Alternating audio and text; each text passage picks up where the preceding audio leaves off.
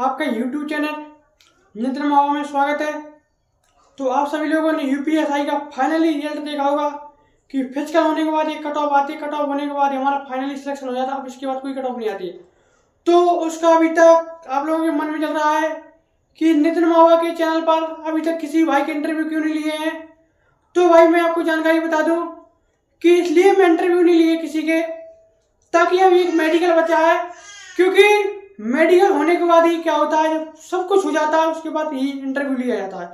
क्योंकि मुझे अपनी चैनल की फेस वैल्यू नहीं बढ़ानी, ना मुझे अपनी व्यूज बढ़ाने की।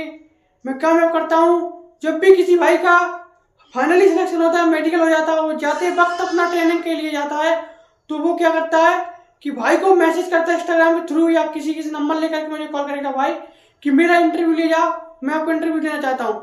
जब जाकर के मैं इंटरव्यू लेता हूँ, और जबरदस्ती मैं किसी का भी इंटरव्यू नहीं लेता हूँ, कोई भाई मुझे इंटरव्यू लेना है जबरदस्ती, तो मैं ऐसा काम नहीं करता। क्योंकि मुझे पता है कि स्टूडेंट ही स्टूडेंट की एक समस्या सुन सकता है कि उसने कितने दिन की मेहनत के बाद उसके सिलेक्शन मिलता है, और सिलेक्शन के बाद लोग क्या करते हैं, उसको अपनी मीठी बातों में उसके अपने आप को एक अच्छा बना लेते हैं।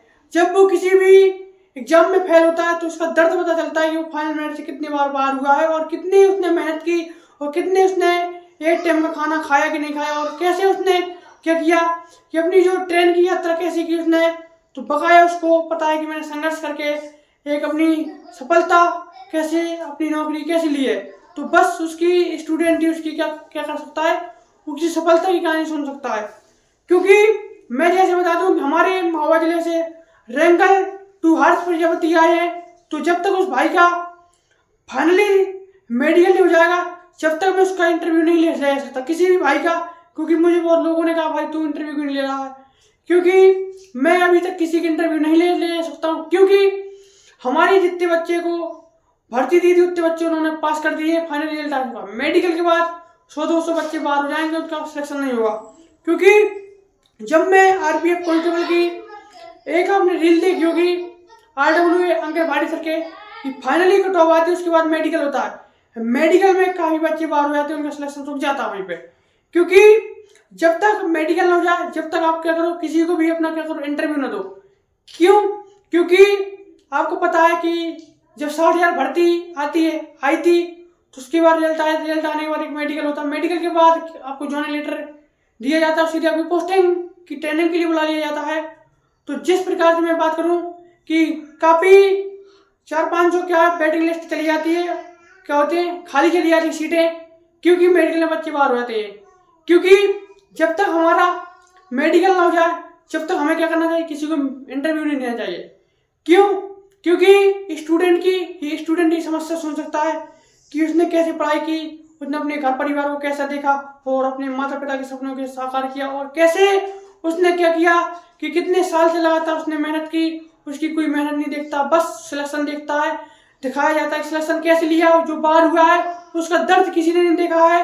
तो जैसे मैं बात करूं कि अभी यूपीएसआई में फिजिकल और डॉक्यूमेंट वेरिफिकेशन होने के बाद फाइनली कट ऑफ आई, जो बच्चे अभी फाइनली रिजल्ट में क्या हुए, बाहर हुए हैं, उसका किसी ने दर्द ही नहीं दिखाया होगा कि भाई आपका सिलेक्शन इस बार नहीं तो अगली बार जरूर हुआ।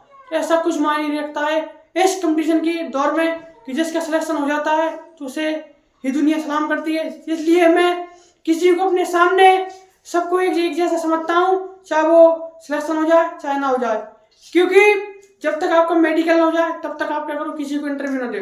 क्योंकि भगवान चाहे कि 4500 के जितने बच्चे हैं, सब बच्चों का क्या हो कि मेडिकल निकल जाए, और अपनी 2 स्टार लेकर के, क्या पिस्टल मिलता है अपने जाकर के थाने में, आप अपनी ड्यूटी निभाएं। और इसी प्रकार से मैं आपको जिस दिन मेडिकल हो जाएगा, मैं अपने चैनल के माध्यम से जितने भी बच्चे एग्जाम क्वालिफाई उन्होंने अपनी मेहनत की और मेडिकल दिया, मेडिकल देने के बाद उसका इंटरव्यू लिया जाए। क्योंकि मेडिकल के कुछ पॉइंट होते हैं वो हमें इंटरव्यू में क्या करना पड़ता है, पूछने पड़ते हैं कि आपका मेडिकल कैसे हुआ, क्या क्या मेडिकल होता है उसमें। क्योंकि यूपी प्लस का रिजल्ट आएगा, होमगार्ड का भी आएगा। बस इतनी जानकारी है वीडियो की।